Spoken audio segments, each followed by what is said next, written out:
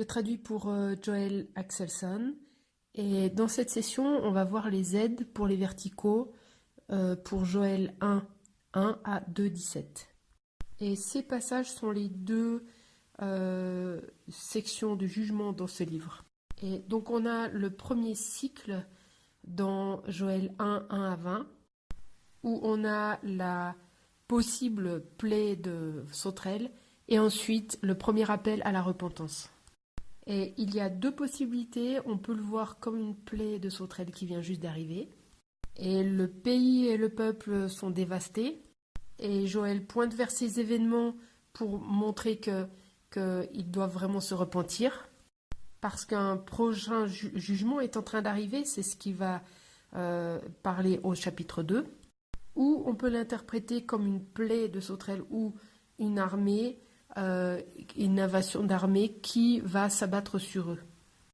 Parce que parfois dans d'autres livres prophétiques, il est question des événements au passé comme s'ils avaient déjà eu lieu.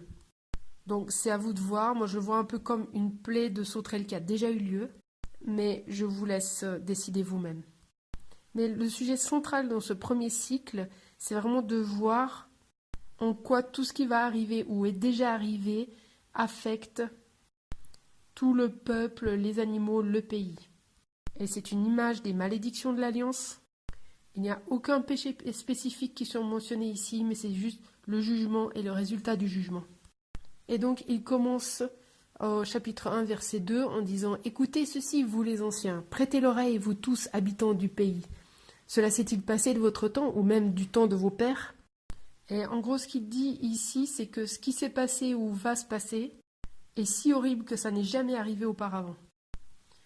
Et au verset 4, on ne va pas le lire, mais ça parle des 4 étapes de l'évolution d'une sauterelle, du développement d'une sauterelle.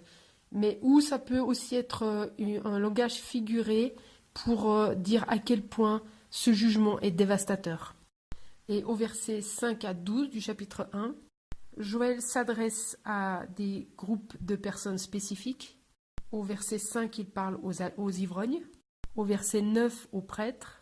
Et au verset 11, aux laboureurs et aux vignerons. Pour montrer à quel point tous sont touchés. À quel point tout le monde peut voir qu'il y a vraiment une destruction totale. Et ils ont vraiment besoin de réaliser à quel point c'est grave et qu'ils sont tous affectés.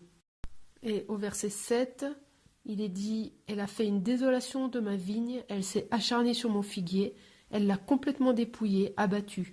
Les pampres de la vigne ont blanchi. » Et pour Israël, l'image du figuier et de la vigne sont des images de sécurité et de prospérité, parce que ce sont des productions qui peuvent être conservées toute l'année. Et dans ce verset, c'est une image de ce que les sauterelles font. En général, elles n'aiment pas trop les figuiers, mais elles vont le manger quand il ne reste plus rien d'autre. Mais aussi, elles arrachent l'écorce des arbres et du coup, les arbres sont tout blancs. Et donc, c'est ce qu'on voit dans le verset, que la vigne a blanchi. Et ensuite, les arbres meurent. Et au verset 10, il est question du blé, du vin et de l'huile. Et ce sont les récoltes principales des Juifs et elles étaient considérées comme la bénédiction de Dieu. Et on voit aussi ici que la malédiction de l'Alliance est arrivée. Et au chapitre 1, les versets 10 à 12, on a une description on a une image de la destruction totale de la nourriture. Et même plus loin, au verset 16 à 18, on voit à quel point que les semences sont détruites. Donc leurs futures récoltes sont compromises et sont détruites en fait. Et même les animaux domestiques et aussi bien que les animaux sauvages sont touchés aussi. Et ils gémissent aussi. Donc pourquoi est-ce que Joël dépeint cette image aussi si dramatique, où il montre que tout le pays, les gens, les animaux sont touchés par cet événement? Personne n'échappe, tout le monde souffre. En fait, Joël veut que les gens réfléchissent à la raison pourquoi ça leur arrive. Et il faut qu'ils réalisent que c'est eux qui sont responsables, c'est à cause de leurs péchés que ces malédictions sont arrivées. Et on peut voir ces malédictions dans Deutéronome 28-38, qui parle des sauterelles. Dans Deutéronome 28-22, c'est la sécheresse. Dans Lévitique 26-26, c'est la famine. Dans Deutéronome 28-16, c'est les champs qui sont maudits. Et le pays est dévasté dans Lévitique 26, 32-33. Et donc dans ce chapitre, Joël met l'accent aussi sur la manière dont les gens devraient répondre. Ils devraient pleurer et se lamenter et et être dans la honte, prendre le sac et la cendre, et qu'ils devraient convoquer un jeûne et une assemblée pour faire appel à l'Éternel. Au chapitre 1, verset 14. Donc pourquoi est-ce qu'il fait cela? Parce qu'il veut que les gens comprennent qu'ils sont responsables de ce qui leur arrive. Que c'est à cause de leur péché que Dieu devait amener ces malédictions. Et il le démontre en disant, mais regardez, vous n'avez plus de récolte, vous n'avez plus de troupeaux, vous n'avez plus de figues, d'olives, toutes vos semences sont détruites. Et ensuite, au verset 15, c'est un verset de malheur, d'imprécation, et il annonce que le jour de l'Éternel arrive. Et donc, en gros, il dit, si vous pensez que ce qui vient d'arriver était horrible, ben en fait, quelque chose de pire va arriver encore. Un futur envahisseur est en chemin. Et Joël en parle davantage au chapitre 2. Donc, il fait ça pour dire, vous devez vraiment vous repentir. Parce que le jour de l'Éternel est en train d'arriver. Et la seule bonne manière de répondre, de réagir au jugement de Dieu, c'est de se repentir. Et de reconnaître qu'ils ont péché. Et même au chapitre 1, Joël s'adressait aux prêtres et il faisait appel aux prêtres pour se repentir. Parce qu'ils sont un exemple pour le peuple. Et donc, ils doivent reconnaître qu'ils sont tous coupables, qu'ils ont tous péché et qu'ils sont touchés par cela. Et un envahisseur plus grand encore est en train de venir. Donc, ils doivent se repentir et espérer que par la grâce de Dieu, ça va être reporté. Donc, Joël termine ce cycle au verset 19 et 20 par une prière. Donc maintenant, on va voir le deuxième cycle au chapitre 2, versets 1 à 17, où une autre armée arrive. Il se peut que ce soit une autre invasion de sauterelles ou l'invasion des Assyriens ou des Babyloniens. Et le sujet central ici, c'est la terreur qui doit arriver et ce que ces armées font.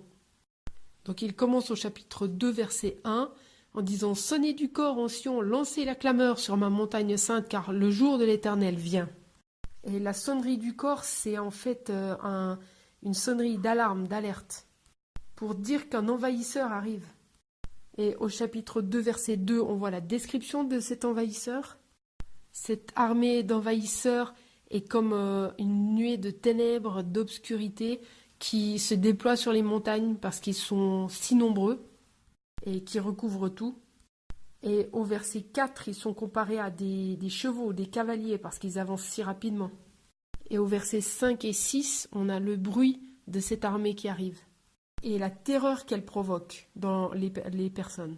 Et au verset 7 à 9, ça décrit la manière dont cette armée charge, comment elle passe les murailles, comment elle entre dans les maisons. Et c'est l'image que rien ne peut les arrêter.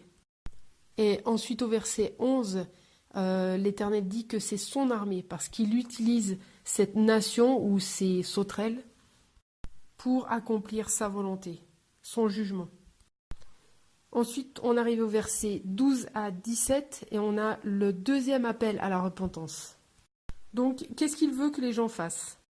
Donc, au verset 12 et à 15, il veut que les gens retournent vers Dieu de tout leur cœur, qu'ils déchirent leur cœur, que ce ne soit pas seulement des signes extérieurs de repentance, mais réellement intérieurs, que leur cœur soit brisé à cause de leur péché.